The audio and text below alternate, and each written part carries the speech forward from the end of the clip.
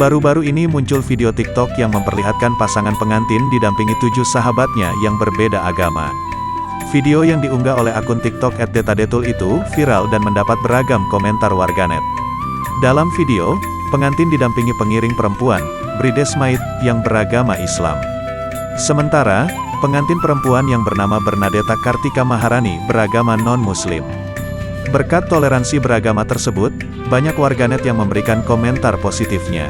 Hingga Kamis, tanggal 28 Oktober tahun 2021, malam, video yang diunggah @detadetul telah dilihat lebih dari 2 juta pengguna.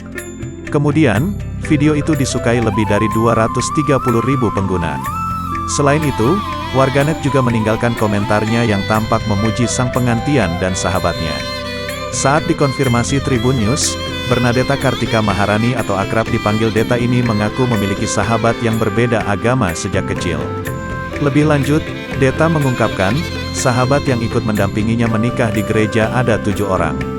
Adapun 2 orang merupakan sahabatnya sejak sekolah dasar.